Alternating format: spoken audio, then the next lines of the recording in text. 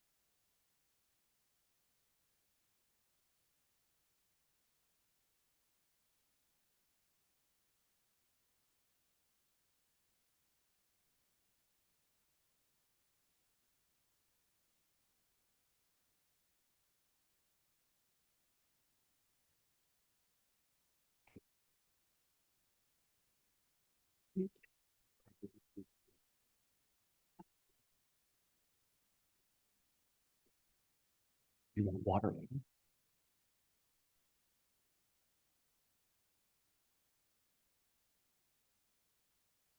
All right, welcome everyone. It's really a great pleasure to have an opportunity to spend some time with you this afternoon and with a wonderful visitor, Dr. Kasturi Das. I'm Dan Esty. I think many of you know I teach here in the Environment School as well as the Law School, and am also the director of the Yale Center for Environmental Law and Policy that is co-sponsor of this event today, along with the policy learning community here in the School of the Environment that is also co-sponsoring our program.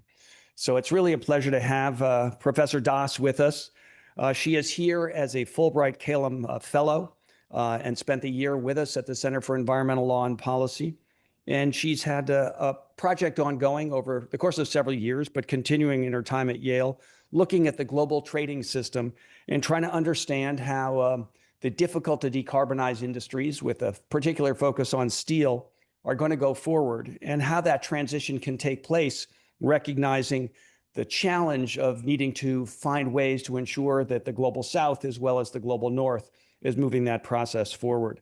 Her research is going to be particularly focused today in bringing forward the discussion about how the steel industry in India is addressing this challenge. Professor Das teaches at the Institute of Management Technology in Delhi, and she's published extensively in the field of trade as well as in climate change in leading scholarly journals and broadly seen as a thought leader on this topic. And she's head of the I'm the Change initiative on sustainability and social responsibility at her school, and has really been seen as someone who's committed not only to the scholarly pursuit of these issues, but also trying to engage at the community level. So Kasturi, it's a pleasure to have you with us. Thank you for spending the year with us. It's been a great joy to have you, and take it away. Thank you so much, Professor Esty. It's indeed an honor and privilege for me to stand over here to share my research with all of you. And I take this opportunity to extend my gratefulness to all of you who have taken time off your busy schedule to be with us today afternoon. Without much ado, let me start the presentation. And what I plan to do today is to share some of the important findings of two of the studies that I have been undertaken as part of my Fulbright-Kalam fellowship here at the Yale Center for Environmental Law and Policy with esteemed guidance of Professor Esty. The first one is on impact of Carbon Border Adjustment Mechanism or CBAM of European Union on steel decarbonization in India. This is a study that I have been undertaken for a couple of years. I'm going to take you through the journey of that study, and it has recently been published in a reputed journal, International Environmental Agreement, Politics, Law and Economics. This is co-authored with Professor Kaushik Ranjan Bandyopadhyay of IIM Lucknow, India. Apart from that, I'm also going to share with you some of the interesting findings of another study, which is based on the findings of the first study. But the second one I have started only around 2 months back while here in Yale.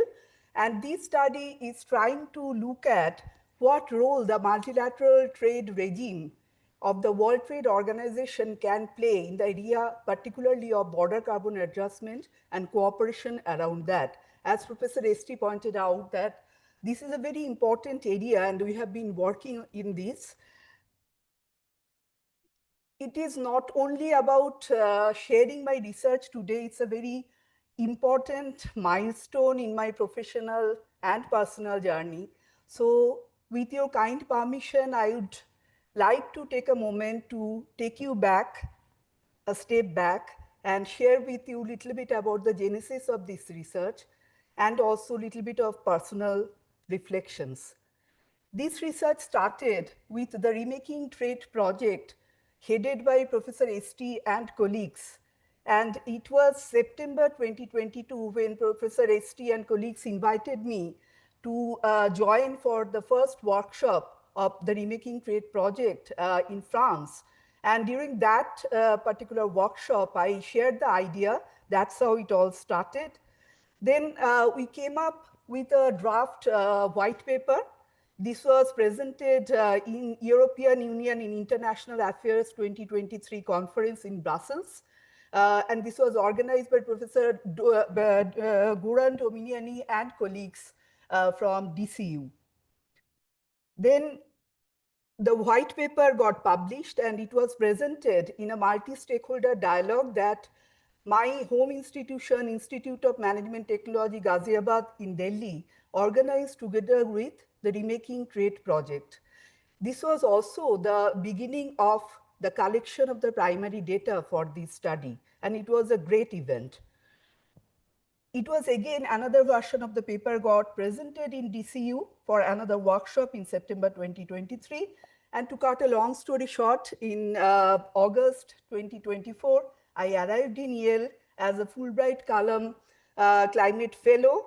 And I take this opportunity to express my heartfelt gratitude to Professor St for kindly having me here, and also to each and every member at the center who have made my life so much, it's like a journey of a lifetime. I become emotional while sharing this with you because the kind of love and warmth I have received from all the members of the center, I won't be able to forget. So thank you everyone for that.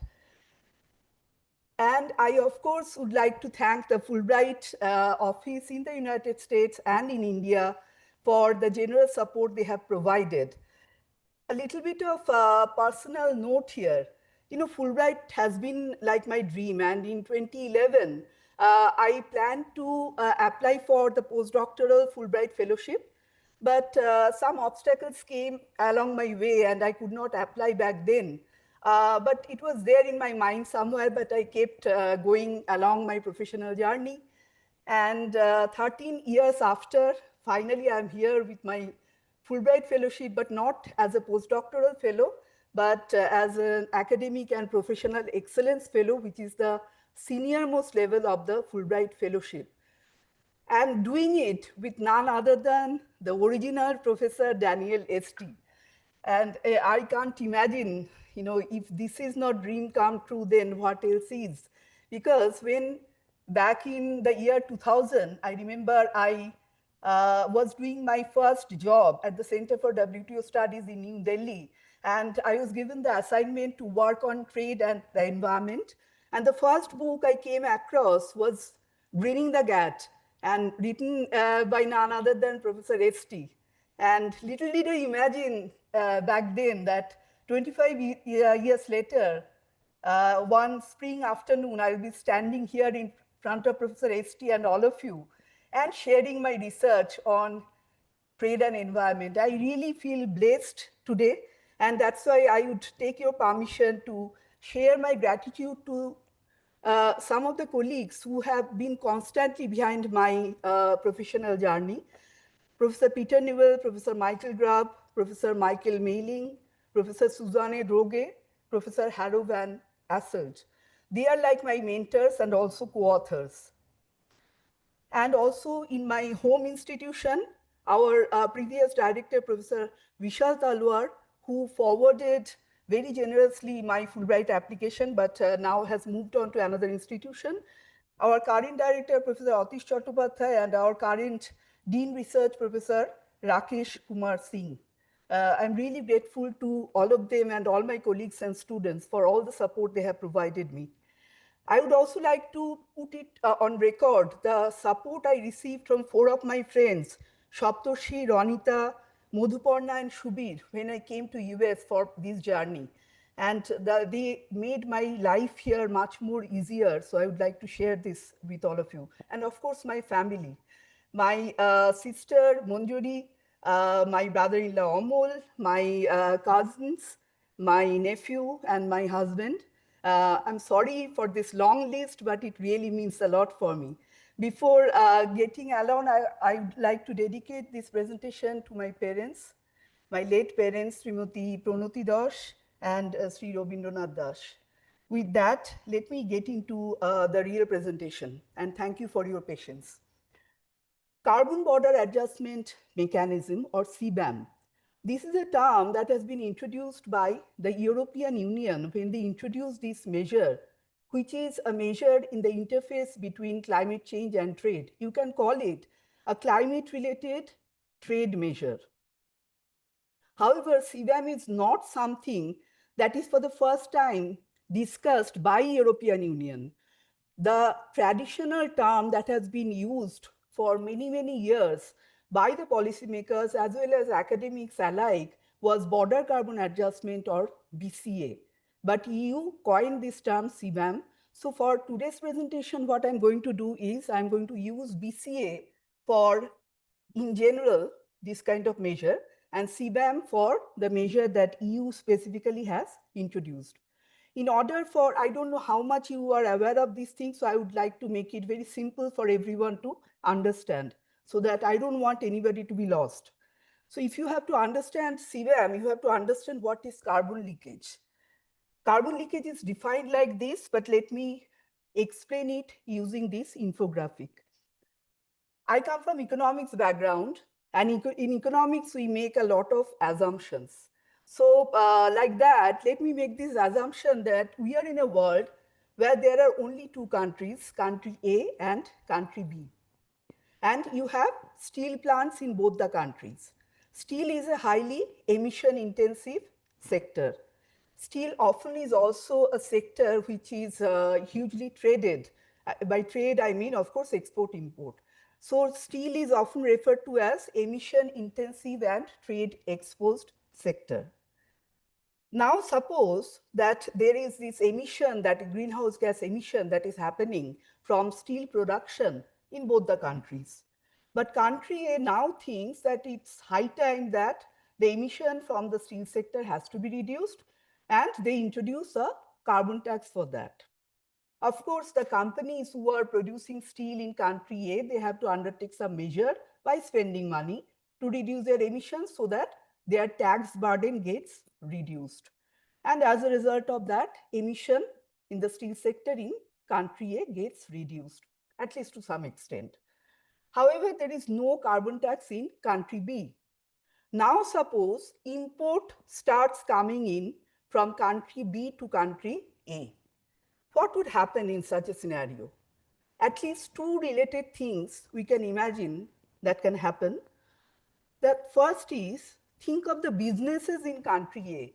They might think that we are facing some kind of unfair competition because we are facing import that is coming from country B where there is no carbon tax, whereas we are paying carbon tax. So they, of course, would not be happy about it. And over time, what might happen is that some of them at least might relocate to country B, because in this world we have only 2 countries. That's why I'm saying country B. It could be anywhere else where there is no or less carbon tax or any other carbon measure. So these 2 things can happen. And if these things happen, then the result could be an increase in emission in country B and of course globally. So the initial emission reduction that happened in country A, at least to some extent, gets negated by what happens through this kind of problems that arises because of the way the businesses approach it. This is called the problem of carbon leakage. And border carbon adjustment has been thought of as a measure to tackle carbon leakage. However, border carbon adjustment or BCA is not the only measure. For instance, when we talk about the European Union emission trading scheme, before they have been using free allocation of emission allowances. Because of paucity of time, I can't get into the details, but just mentioning that. How important is the problem of carbon leakage? There are many studies, but let me share with you a simple data that I have taken from World Bank. And this shows the status of direct carbon pricing in the world in 2024. Under direct carbon pricing, we have carbon tax as well as the emission trading scheme or cap and trade system around the world. And this data shows that in 2024, 24% of global emission was covered under direct carbon pricing, 19% under ETS, and 6% under carbon tax. So, only 24% of world emission is covered under direct pricing, point to be noted. The second point is, even where you have this kind of carbon pricing, see how it varies from one region to another or one country to another. Why I'm showing you this data? Just to make you understand that we are still living in a world of unequal carbon prices. And that is something that makes carbon leakage problem really a very difficult problem to deal with. And there comes the importance of border carbon adjustment. Although my study is going to talk about impact of EU CBAM, but I would like to first of all let you know that EU is not alone in this particular, behind any such measure. For instance, UK has also announced that from 2027, they are going to come up with a measure. And there are 4 other countries at least who are also thinking of their own border carbon adjustment in one way or the other. Why this is important? We will come back to it later. Just be aware that there are other countries also who are thinking in this similar line. Coming to EU carbon border adjustment mechanism, these are the sectors covered under it. Apart from steel, there are other sectors as well, but all of these sectors are emission intensive and trade exposed sectors. This infographic I have taken right from the European Union CBAM portal, like right from the horse's mouth. This shows that initially, just the way I have explained, that there is no level playing field. The green part is showing that under EU ETS, the domestic, say the steel companies domestically in the EU, they have to pay this green part as the price. However, when import is coming from another country, when there is no such carbon price, then the playing field is not leveled. It is in this context that EU is planning to introduce CBAM. So now, after introduction of the CBAM, the importers would be required to buy what is called CBAM certificate. And you can see that the green portions are showing equal because the CBAM certificate prices are likely to shadow the price of EU emission trading scheme allowance price. Okay. At some point, if you are not following anything, please don't hesitate to ask. I don't want you to be lost. So that makes it level playing field. However, before getting into further discussion, I would like to mention that European Union came up with CBAM as part of its Green Deal that came up in 2019. However, there is a transition period which is now running. The transition period started in October 2023, and only from January 2026, the actual CBAM certificates will have to be bought and therefore, the actual financial obligation on the importers and eventually the exporters would start applying only from January 2026. So we thought at this point, it is very important for us to understand that what the real stakeholders in steel sector in India are talking about and how they are planning to strategize in face of EU CBAM.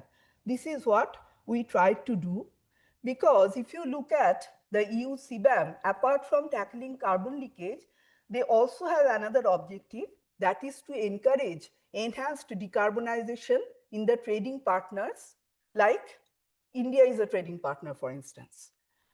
Now, the important research question that arises here is, will CBAM imposed by EU really be able to encourage enhanced decarbonization in EU's trading partners from the global south?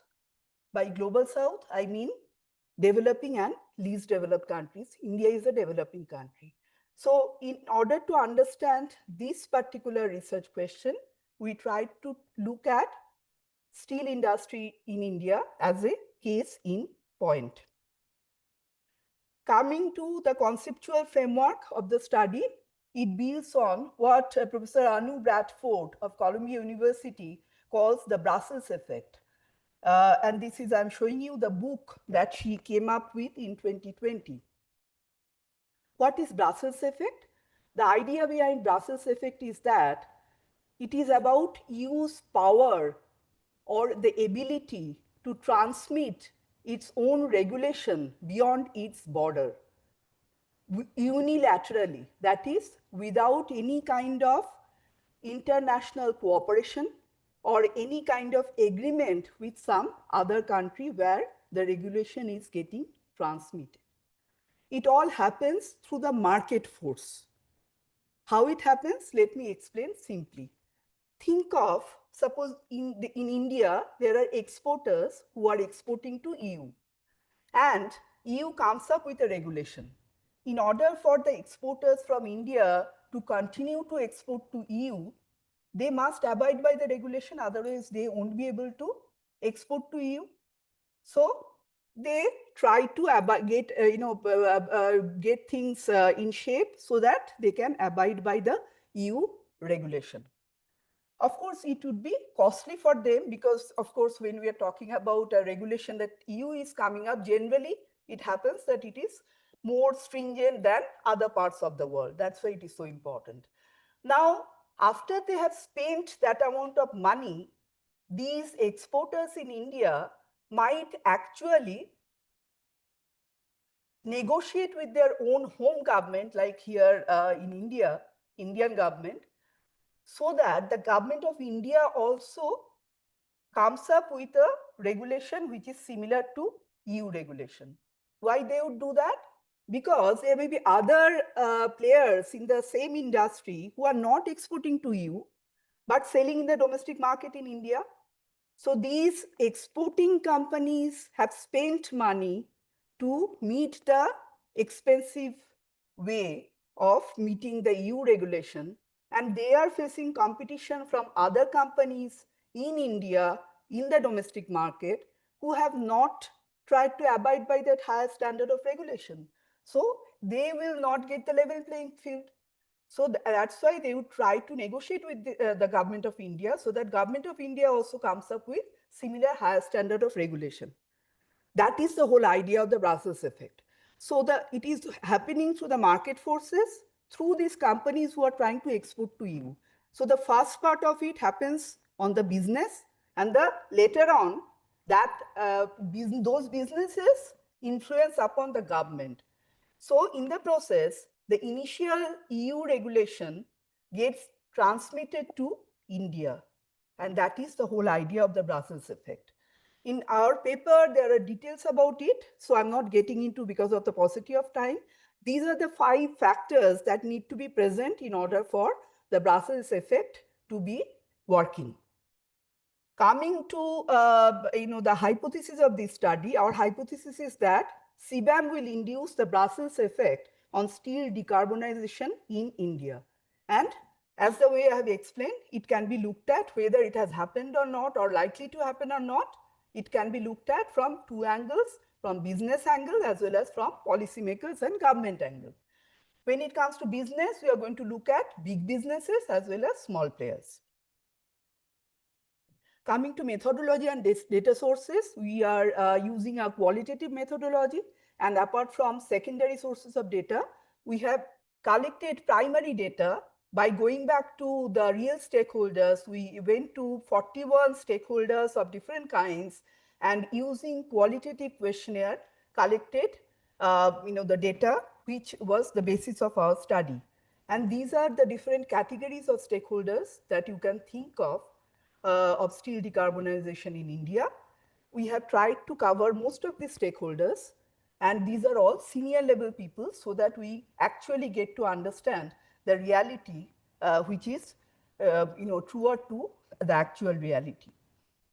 Some literature, we have covered a lot of literature, but just for you to understand, Brussels effect has been applied in different categories of policies. And when it comes to BCA and CBAM, there has been a whole lot of literature looking at it and its impact from various angles. Again, please go back to our paper for details. Still, the novelty of our study is at two levels. One is the conceptual framework, because we could not find any study that looked at Brussels effect in the context of CBAM.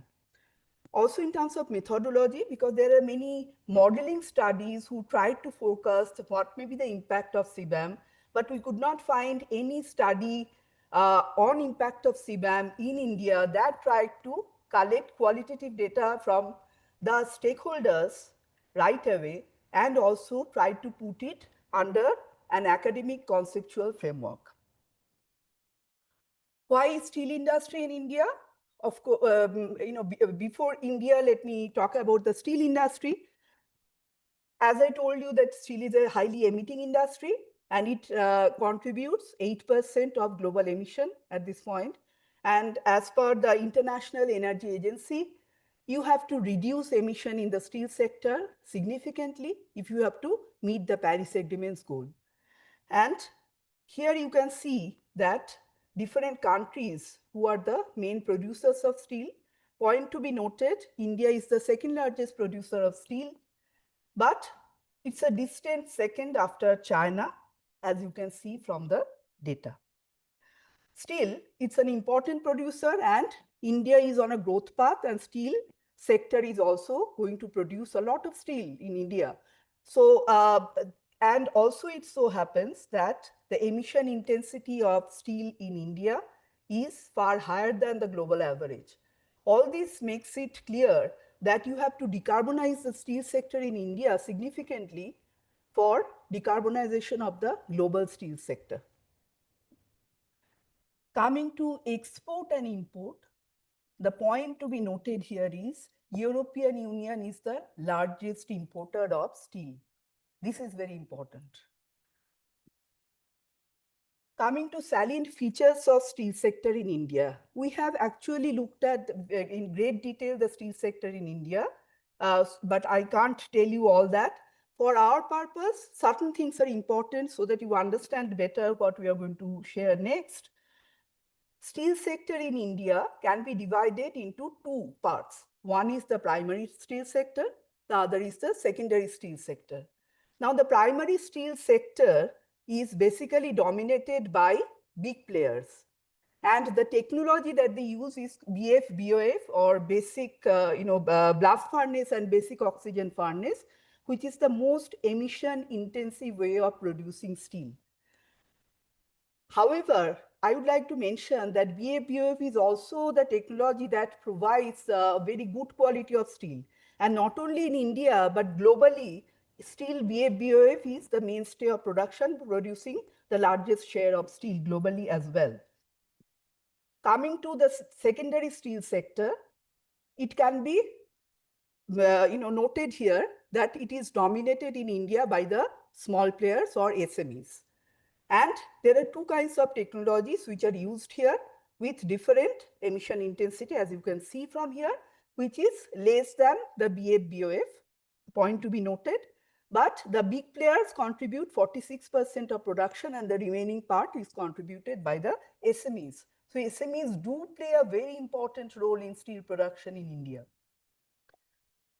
There are different barriers to steel decarbonization in India. We have looked at it in great detail. But very briefly, there are 4 kinds of barriers: supply side, demand side, investment, and social. Coming to India's target for emission reduction, India took the pledge that by 2070 it is going to reach net zero. That is the overarching pledge that the government of India has taken. And keeping in view that pledge, the steel ministry in India has put up the target for long term in the steel sector of reaching net zero. But also there are small, short and medium term targets as well.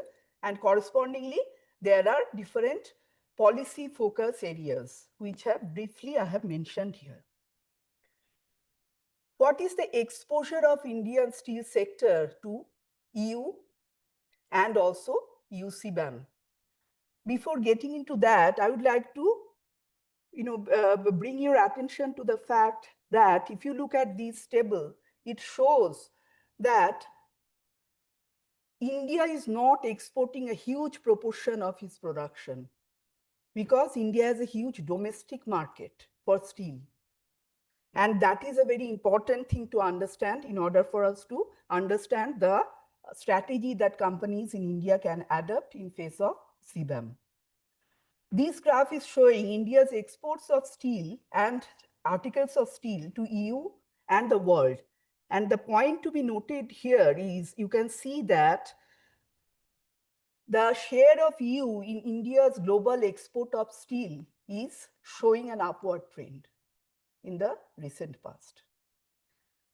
This graph is showing the India's export of steel to EU and India's export of CBAM covered items of steel to EU. Why CBAM covered items? Because although CBAM covers steel sector, it does not cover the entire sector. It covers most of it, but not the entire sector. So here we tried to look at what is India's export of steel to EU vis-a-vis what is India's export of those items which are covered by CBAM, and tried to compare those. And it is very interesting and important to see that 84 to 89% of India's total export of steel to EU is in the items which are covered under CBAM in steel sector. And this graph I've taken from the World Bank. This is showing relative CBAM exposure index for iron and steel. And this is the methodology. I'm not going into details. The point to be noted here is that India, after Zimbabwe and Ukraine, is the third most exposed sector to EU CBAM in the area of steel. That was about macro level exposure. Coming to company level, we believe that to what extent a particular company is exposed to CBAM would depend on at least these 4 factors which I have explained here. What kind of strategy a company can adopt? Again, this slide is showing that, but let me explain simply for you. A company can decide to continue to export to EU in face of CBAM, or it can decide to divert to other markets, including domestic market or other export market. If the company decides to export to EU, it has to abide by the what is called the measurement, reporting and verification requirement, or MRV requirement of CBAM. What is MRV requirement? For instance, they have to undertake measures to reduce their emission, they have to get it verified, certified by third parties, etc., etc. So those are about MRV requirements. So the company has to follow the MRV requirement, and also if the company can reduce the emission, then it can actually get benefited in terms of how much it has to pay in face of CBAM in the EU market. If the company plans to divert to other markets, it can do that. And here comes the role of the domestic market in India that I have already shown the importance of that market. Now we are coming to the findings of our study on the Brussels effect. And we'll do it at two levels. One is company level, the other is government level. Under company, we are first looking at the big companies and or the integrated steel producers or ISPs. And you can see that these are top ISPs, top 10 ISPs in India. We have all the details in the paper, but very briefly, we found that what the ISPs are planning to do is that they are planning to decarbonize to a greater extent that part of their output which they plan to export to EU. But they cannot convert their entire output to the same lower carbon level. So they are going to actually divide their output in such a way. It's not that they don't want to convert their entire output to the same lower carbon standard. The problem is that if they try to do that, then it involves a lot of investment and cost, and they might not be in a position, and they might, actually their competitiveness position might get hampered. So we get to see that Brussels effect is present, but only partially for big companies. When it comes to SMEs, again, we have all the details, but very briefly, if I put it, SMEs are in a very different position compared to the big players, because the SMEs have just started their decarbonization journey, if at all, and they are facing a lot of capacity constraint in terms of their decarbonization exercise, as well as meeting the MRV requirement if they are exposed to EU CBAM. It became very clear from our study that without support in the form of finance, technology transfer, and capacity building, it would be very difficult for the SMEs to meet the CBAM requirement and deal with CBAM. And so Brussels effect is not quite present for SMEs in India. And we could not find any evidence on, conclusive evidence on Brussels effect being present for government. Why it may not be the case, that is explained in the paper. So the most important finding is that the CBAM might actually make the scenario of equity vis-a-vis big players versus small players in India even worse. So already there is heterogeneity in the sector which might get worse as a result of CBAM.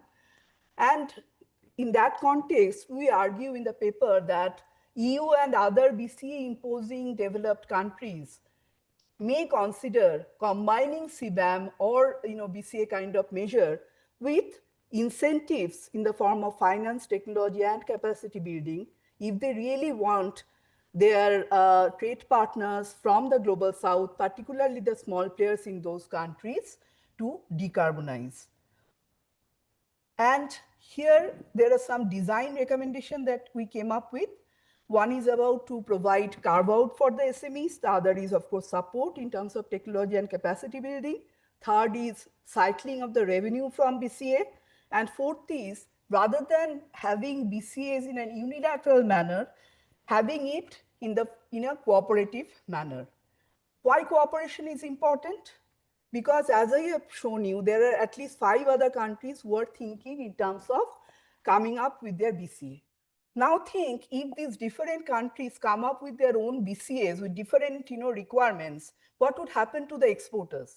Obviously, their transaction cost is going to increase, and that will lead to trade friction and geopolitical tension further, and can actually lead to further fragmentation in the world, which is already seeing a lot of fragmentation.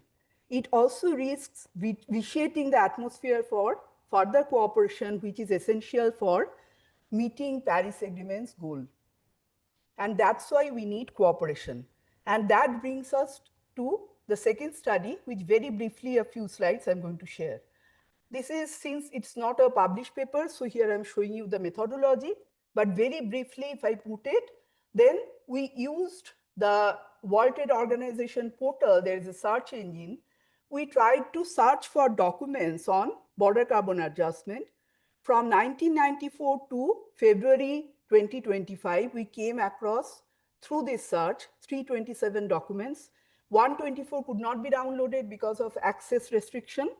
203 could be downloaded, and based on those, I developed a database by undertaking content analysis, because I'm going to work on it further and come up with a very interesting study, which would be publishable. So through this content analysis, we created the database, and some interesting initial findings are here. The point to be noted here, it's not like only a handful of countries are engaged in conversation about border carbon adjustment. There are at least 70 countries at the World Trade Organization who are into this kind of conversation. There is huge support among the WTO countries about mutual supportiveness of trade and the environment, trade, environment, and sustainable development nexus, and most importantly, cooperation. Here I am showing you what are the key areas of issues and concerns pertaining to border carbon adjustment that the members or the countries at the WTO are discussing. And you can see that there are many. You may not be able to see, but you can at least see that there are many. Most importantly, the top 5 I'm showing you, that these are the areas of concern that the WTO countries have discussed. WTO countries have also mentioned that there should be principles that BCA should follow, and there are many principles they talked about. These are top 5 principles. And here you can see that it is talking about, first, most importantly, whether it is as per international climate agreement, whether common but differentiated responsibilities and respective capabilities, which is a principle of the climate agreement, global climate agreement under United Nations Framework Convention on Climate Change. So these are highlighted by the members. And finally, what may be the different activities? As of now, we have only looked at up to this. So different areas where WTO countries think that WTO can intervene regarding BCA, and these are top 5 areas. The short point, and here you can see that the most important thing that has come up here is the WTO as the key global forum for discussion. Why I'm showing these slides in the context of cooperation? Because there is a current narrative that is going on that multilateralism, for many years it has been discussed now, multilateralism is dead, there is no future. And as far as trade is concerned, WTO has no role to play anymore, as if WTO has played role. It started in 1995, so 30 years it has played its role, but now there is not much at the multilateral level. Contrary to that kind of narrative, here you get to see that when it comes to a very controversial area like border carbon adjustment, WTO countries actually are talking about cooperation, and where they are discussing this cooperation, it is at the WTO and no other forum.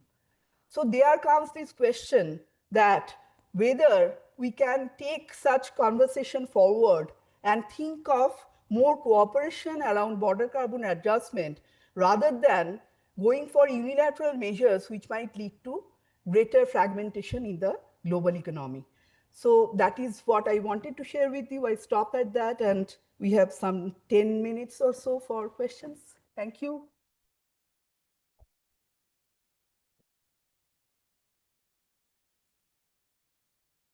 Any questions? Yes, please. Please identify yourself. Thanks. I'm Prajwal. I'm from India. I used to work in air pollution in heavy industrial zones in India, working with the pollution control boards. I'm a graduate student at the Public Policy School. Yeah, thank you so much for your presentation. That was extremely very informative. Just wanted to understand a couple of things. First, under CBAM, who bears the responsibility of the MRV? Like, one of the most key issues we used to face is trusting the data coming in from pollution level sources, especially at the industrial level. And second thing is, for these ISPs, do you observe, because I saw this in dyeing and chemical industries, that they would have 2 plants, one which complied with everything, and then they would switch out and have a domestic market plant which didn't necessarily need to comply with everything. And Obviously, SMEs can't do that. They don't have enough capital for it, but very often some of the larger players can do this. So did you notice any of that in your qualitative research? Very interesting questions, and you will find all this in our paper because I could not mention everything. The first is who is responsible for the MRV. The point to be noted here is CBAM is or any BCA for that matter would be a requirement on the importer side. For instance, EU has imposed this requirement on the importers. However, quite obviously, if the importers are getting things from say India, ultimately, it boils down to Indian exporters who have to ensure that things are in place. Otherwise, obviously, the importers will have other options. In other countries, they can actually choose. So basically, the MRV requirement ultimately, although legally speaking, the responsibility lies with the importer. And if there is anything that is going wrong and they fail to provide all the data in time, etc., legally the responsibility is borne by the importer. However, they will put pressure on the exporter because otherwise they will face problem. So exporters have to be putting in place all the MRV requirements. And there comes the question of this transition period versus definitive period. At this point, we are in the transition period of CBAM. The definitive period starts from January 2026.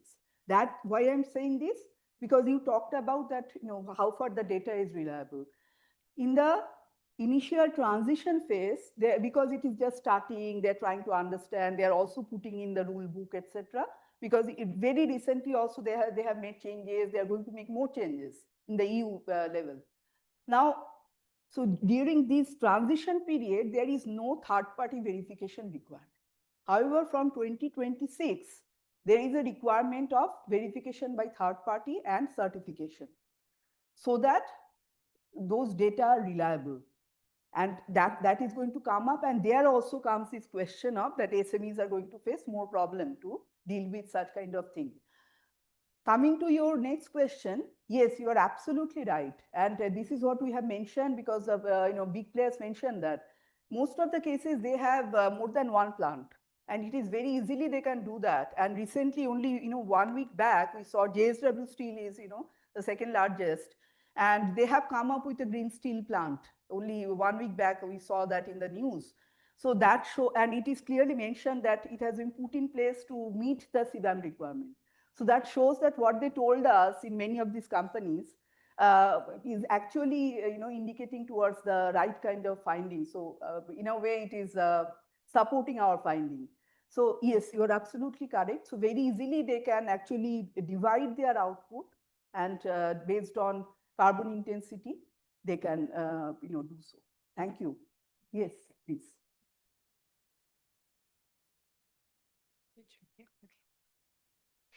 Hi, Please identify. sorry?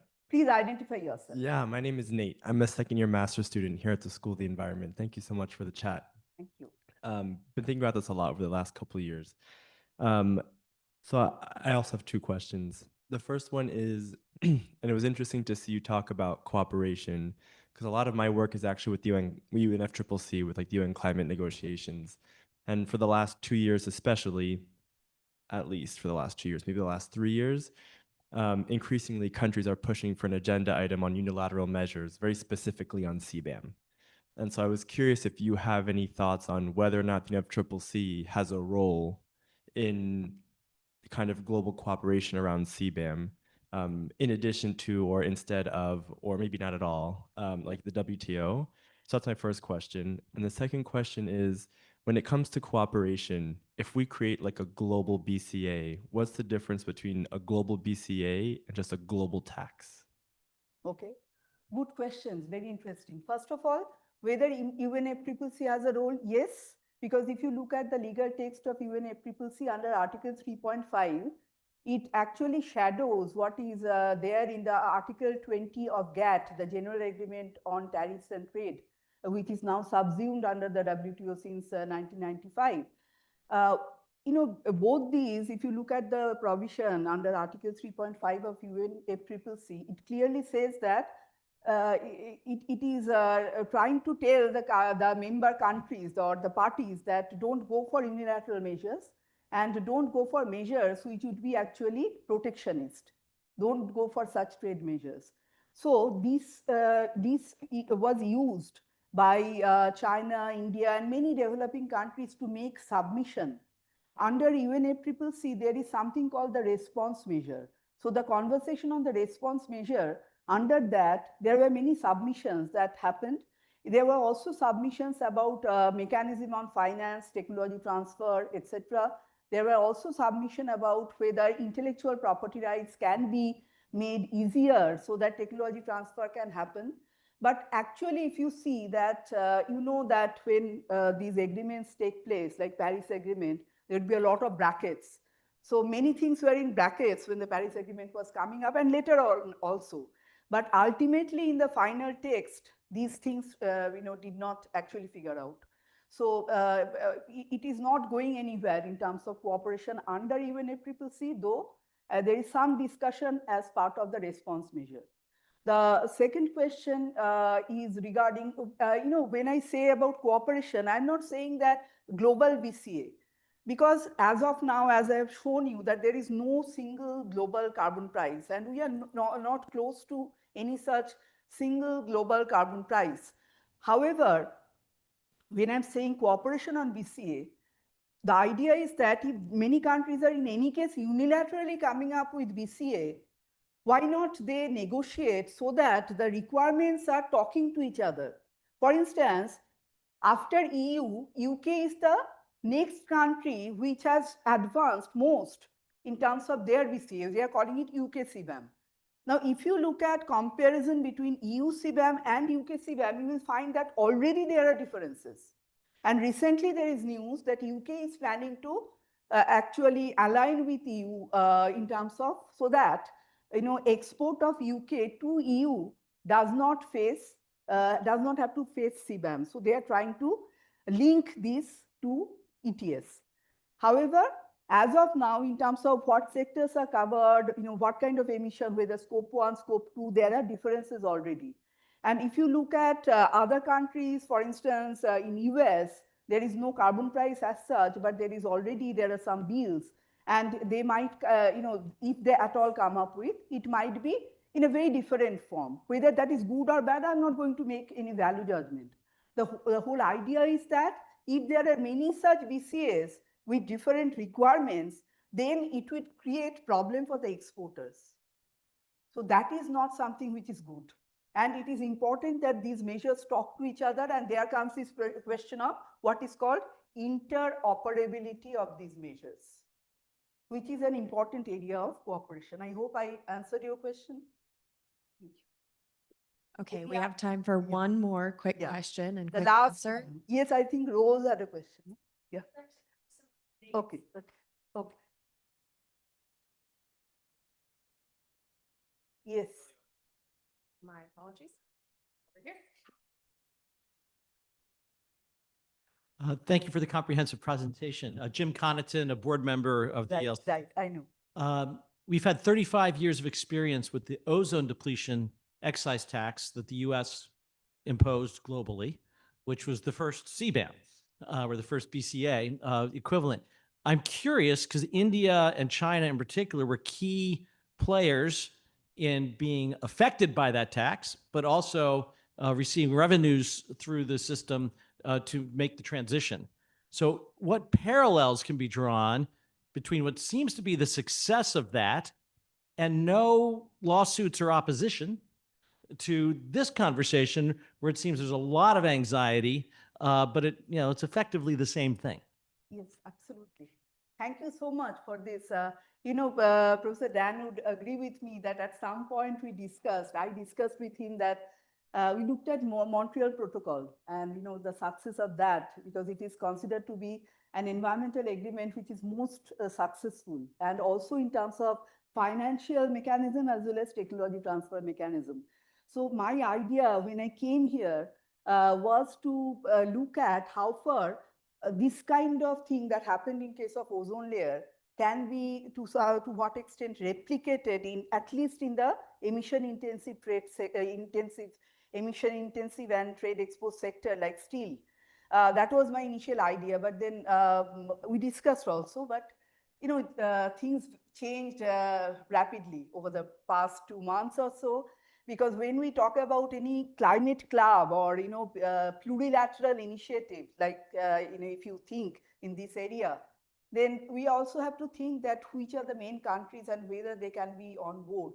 At this point, things are very fluid, so we did not go ahead with this idea. But I completely agree with this, and going forward, I would like to work on this. Thank you for this.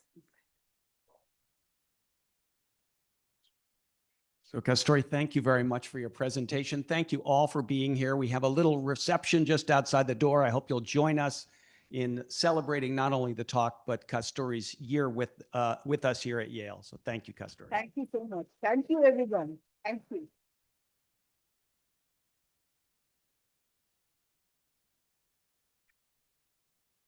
And I do have a few printed copies of your paper on this topic if Okay. anyone is interested in taking one of Once those. is you can collect a copy of the paper. Free. So I'll have to fight for it.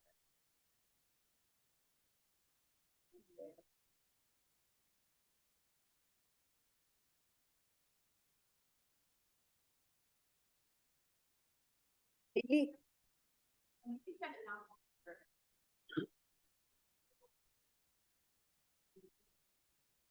Good job. How was it? It was really good. Really good. Madam, you tell me. You didn't say anything. Yeah, to do the new speech. She has been trying to. Yeah, but I think that is, it's really good. When I'm also, and I think that you recognize how you also support countries that, and especially, finding the right places to channel the support. So one thing that I would really like to hear is also how big companies and SMEs relate to each other. How they speak about each other in the interviews. And is there, can the big ones work with the small ones? Good question. Some of the big players, for instance, DSWC, we saw it in the public domain also. They are organizing workshops for the small players.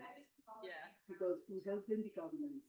But when it comes to collection of data, there were already some kind of conflict that we could see. Yeah. Because the small players were saying that, the big players are not, because they are in the value chain. Yeah. So small players were saying that big players are not ready to provide us with the data. How do we comply with them? But then when we again went back to some of the big players, they said, we are ready to provide the data. So That needs to be worked out as well. Yeah. Because for us, it's customs is the competent authority in Finland, and in different countries, there are different authorities. But they found also, because they've organized a lot of online information sessions, and I have seen that. There is a lot that has happened. but especially what they found is that if you have, you would have an importing company that already has a relationship in the country, and they are so more ready to work directly with somebody that's in their value chain and that they have an established kind of relationship with to help them. So it's exactly that. And how do you just have like an EU pod that says, okay, who wants to be technical assistance? It might not be the best. And I think like really being in the business and having the best people there. One more thing is, we are talking about small companies separately, but there are associations. Yes, exactly. So EPC, for instance, Export Promotion Council. Right. But they are a very important organization for the SMEs. So we talk to them in great detail. Yeah. So, and there are other SMEs. If you look at my paper, some details are there, but not exact name is mentioned. But we reached out to many SMEs organizations, and those are there. Yeah, and like we were discussing before, I mean, in the EU, you also have the SMEs that have a lot of problems. So That's why this yeah, change that is happening. and also this, how where do you get this best information? I think Yeah, please. No, you stay here. Yeah, we'll stay and listen as No, well. any problem, But I you don't want stay to there. take over. Thank you so much for your presentation. I'm Kumaresh. I'm currently a first year student here, but before coming here, I was working with this organization called Council on Energy, Environment and Water. Yeah, of course. Yeah, so yeah. So one of the projects I was working with. Yeah. Oh, nice. Yeah. So I was working on this National Green Steel Mission, one of the task forces, renewable energy. They have, CBAM has worked in most of the. Yeah. So like one of them we were heading in, and so we were actually for the first time we actually tried to project the electricity consumption. And what we looked at, we visited some JSW plants.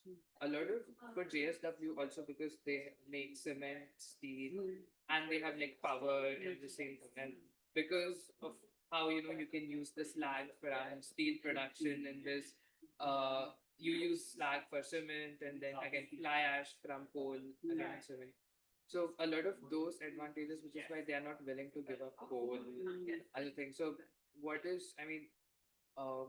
measures in your discussions with these big steel plants have they proposed, for them to sort of decarbonize? And the other thing for me was recently Ministry of Steel came up with their taxonomy, the green steel taxonomy.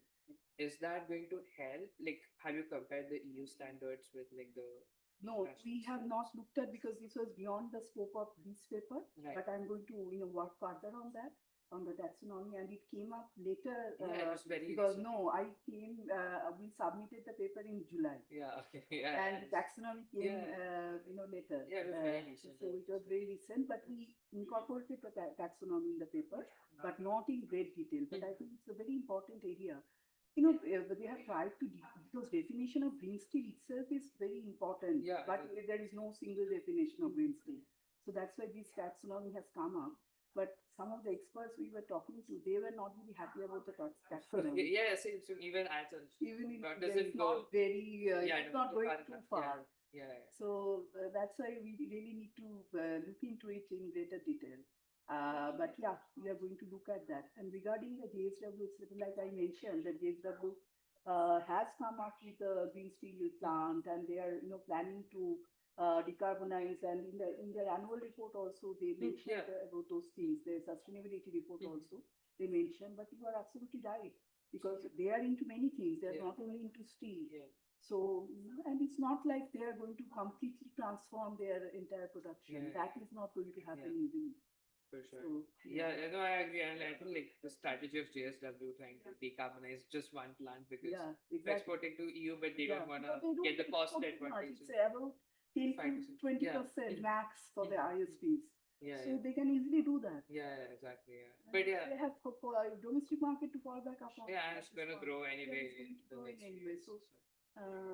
this is how they're planning at this point, because they can't do that immediately. It will take time for them. Yeah, for sure. Yeah. Overnight they can't do Yeah. that, and they won't do it. Yeah. That's the way EU players are talking about their competitiveness concerns. Yeah. These players are also having their Yeah. own competitiveness concerns, Yeah, of so they're not going to do that. Yeah, because I think like if they decarbonize everything in India, they will not be able They will to. not be stay. able. Demand side problem is there Yeah, also. No? yeah. There's no green steel And demand in we India. spoke to some of the auto players, automobile, which is a big sector for steel. You are an expert on steel. So, these auto players are saying we buy so many different categories of steel. Now, which one is green, which one is blue? How do we actually, because there's many, different categories of Right. steel we require for Right. automobile. Right. It's not easy to completely go for green steel. Yeah. And when definition itself is not very clear. Yeah. So the whole idea is that it's very complicated. Like CBAM came up with this transition period so that also trade partners can prepare. But our finding is that it is not good enough time period for them to prepare. It will take, so in terms of decarbonization, helping them, it's not going to be so easy. Did they say like what's the current timeline that they would have?